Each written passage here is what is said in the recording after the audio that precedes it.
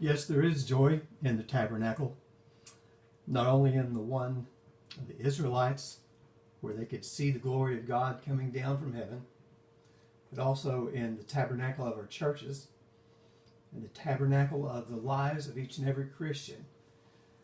We can see the same demonstration of power and joy through the Spirit of God. Now, what we see today, it's not like the fire that was visibly seen, but the existence and the intensity is still just as real. One main difference is that the Israelites could only view the presence of God. Today, we individually and together as a church body can feel His presence and see His glory manifested all around. Most of the time when we hear someone teaching on the tabernacle, our mind goes to that historical version of the materials, furnishings and things that make up the physical structure of that traveling tent that the Israelites took from place to place as they journeyed to the Promised Land. But over the next couple of weeks, I'd like to share some things with you, some real, what I feel are exciting parts of the Old Testament. Now, I'm not sure what your favorite stories in the Old Testament really might be. There's some that speaks to us, that moves our hearts. Some that instill courage, patience, comfort, wisdom, strengthens our faith. But no matter what your favorite might be, I hope that when we're finished, that the story of the tabernacle will take place right up there near the top. But if we get nothing else from these three, I'd like for us to learn at least three things about the tabernacle as we go through. First of all, I want to see if we can learn that the tabernacle is the physical representation of God's desire to dwell among His people. And He shows that really in the detail that He gives to Moses. The second thing I'd like for us to learn, if we possibly can, is that it's a picture and a foreshadow of how God's plan for salvation is to come through Christ into the living entity called the church, and ultimately into the hearts of every believer. So we can easily see a picture of Christ, ourselves, and the church in the tabernacle. And we'll later see that this is testified by the words of Jesus Himself. And lastly, I hope that we can see that it's a representation of mankind and how God wants to have a personal relationship with each one that falls into that category of whosoever will. And I love that so much because that includes me. So if we can see these things and maybe even a few more, I think we'll be able to see the joy and the excitement that's in the tabernacle, and maybe get that tongue to the 9-volt battery effect. You know how it is when you test a 9-volt battery, that's good. So if we can get past all the old mundane mental pictures of the tabernacle that's in the wilderness and see that it means as much to Christians today as it did to the traveling Hebrews. So let's dive right in and see the things that God is trying to show us through His design of the tabernacle. Hi, I'm here taking Philip's place just for a short time, and I wanted to share some things with you about the tabernacle. I love that story. I love what it means, what it meant to the Israelites, and what it means to us today. So many times in the Old Testament, the things that we read about, we don't hardly relate to a whole lot. I'm sure that there's giants in our lives that we face if we think about the David and Goliath story. There's things where God just moves miraculously, and I'm certainly thrilled about those things. But first of all, I wanted to talk about the blueprint that was given to Moses, and it was given to him on Mount Sinai.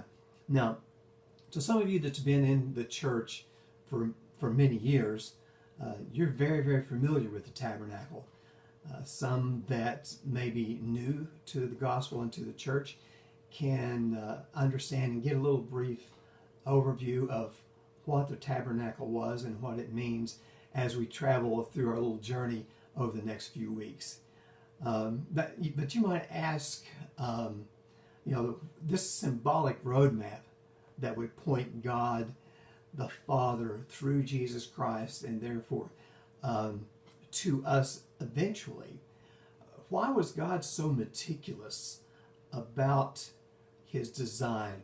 And here's the thing about it, is that roadmap that takes us to Christ cannot be a roadmap that has any error in direction, has no way of being misinterpreted. It has to be simple. The Bible says it's simple enough that even a fool will not err therein. And so we were very, very thrilled at the meticulous detail. Now, if you want to read about all the detail, it's in the book of Exodus 24, 25. And so it's a great read when you're sitting down and trying to understand about the intricacies of God's design. One of the things that we have to understand too is that God himself said, Moses, this is the way that we want this built. But also, this guideline was prophesied in the book of Isaiah and actually kind of fulfilled in the book of John. In Isaiah it says, and the Word was made flesh and dwelt among us.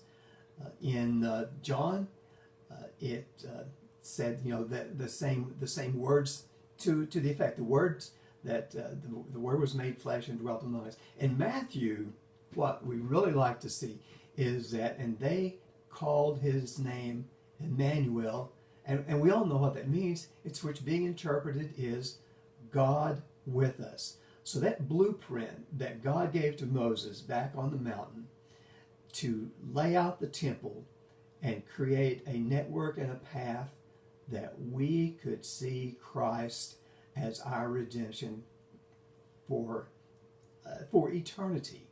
So some of the exciting things about this is that the material from the tabernacle was all gathered as a free will offering from those who had, and the Bible refers to this several times, those who had a willing heart. So much that God had Moses to stop the giving because they'd given enough to finish the work. And in Exodus it says, and too much. I think that's something that would bless a pastor's heart, is to have a congregation filled with willing-hearted people that were guilty of giving too much. Not just monetary, but the people willing and cheerfully worked with their hands. They say that the weavers made the cloth and the smiths made the intricate metal work. But here we find that not just the monetary work, but Paul gives a confirmation to this when he tells the Corinthian church that God loveth a cheerful giver. So those people with their willing hearts started out and they really pleased God. And I don't think that's just compressed into that group there. Any of us that approach God with a cheerful, willing heart can please God. And so, God demonstrates that his dwelling must be built by willing hearts and surrounded by love, or it just can't exist in any other way. This can't be built out of tradition, out of selfish desires or anything. It says, but by my Spirit, saith the Lord. Now, the tabernacle was made to be put up and taken down quickly because Israel was on the move as they were heading toward the promised land. One of the things that this says to us is that we should not be too comfortable in this world, that we too are on the move as we're traveling toward heaven. Yes, there's trouble in this world, but we can't let that distress us and cause us to not understand that we are moving toward the eternal rest in the presence of Christ itself. And Paul, when he told the Roman church, he says, "For I reckon that the sufferings of this present time are not worthy to be compared with the glory which shall be revealed in us." If that doesn't shake your heart and get you excited and make you understand that there is joy in this tabernacle, nothing will. It said, "I reckon that the sufferings of this present time are not worthy." It makes us just want to say, thank God that we're going through, and the things that we're going through are only temporary. The song says, "Canaan land is just in sight." So as we continue marching to Zion, let's continually pray for and encourage one another, because soon, and very soon, we're going to see the King. So the tabernacle that Moses constructed contains many prophetic pictures that point us right to Jesus Christ. And one of the ways that we can see that is read Hebrews chapter 8 and chapter 9. It has a beautiful, beautiful way of showing the things that we can just only imagine. I think Paul, when he made his trip up into the upper levels of heaven, he probably had seen some things that he said at one time was unlawful to utter, but the things that he could share with us, I think partially is in that chapter 8 and chapter 9 of the big book of Hebrews.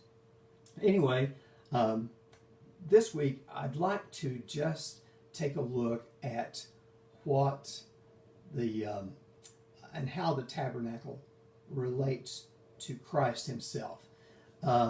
This in itself is just a little brief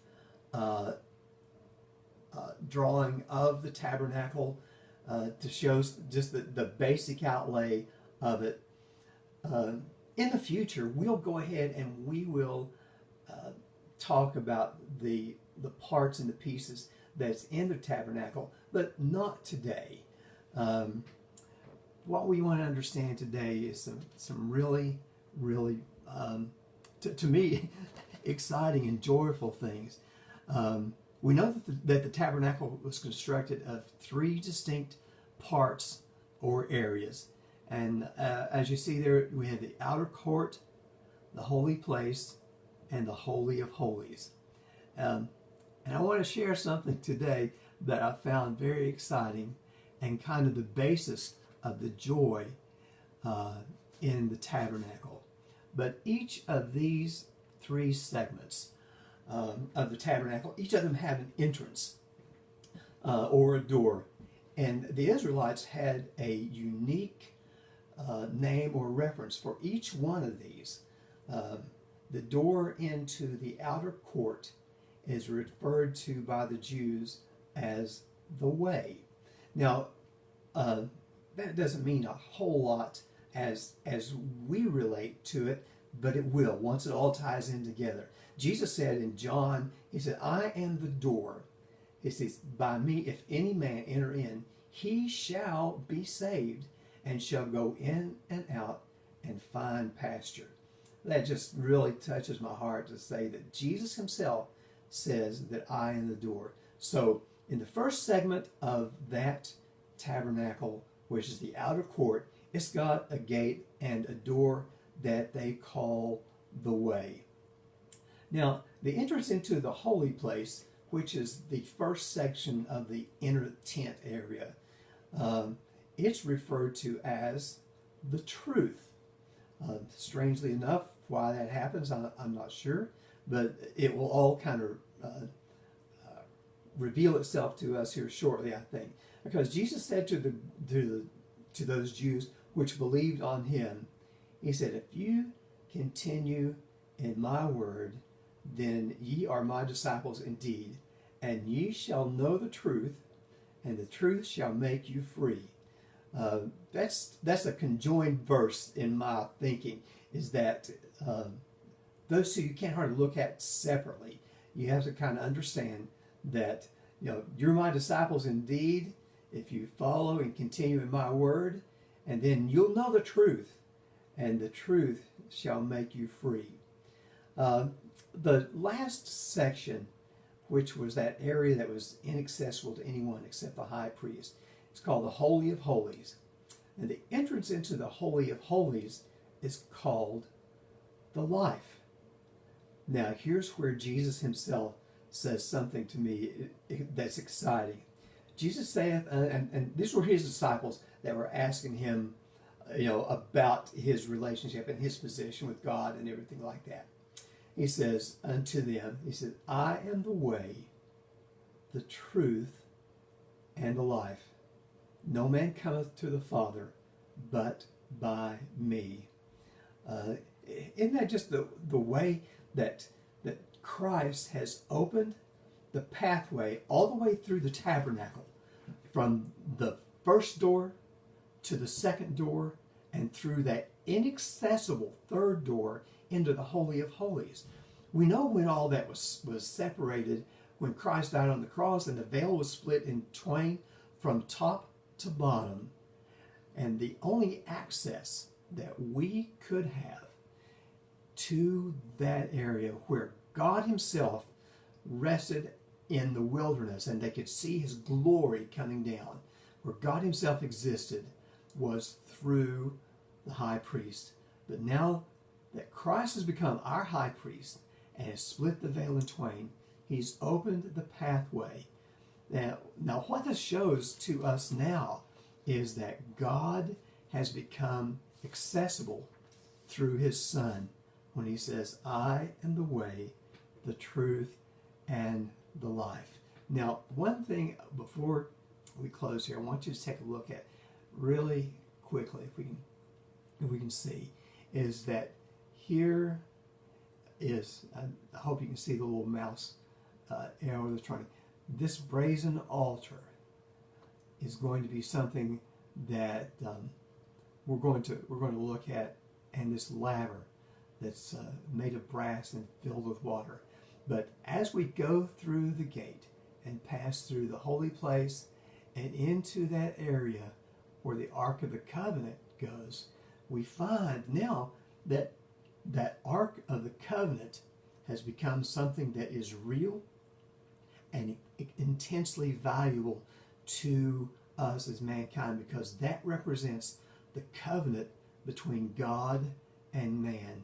So that tabernacle in the wilderness is filled with joy because, first of all, it was a brilliant light and direction for the Israelites, but it gave us a lot of revelation into what God's intent was for mankind.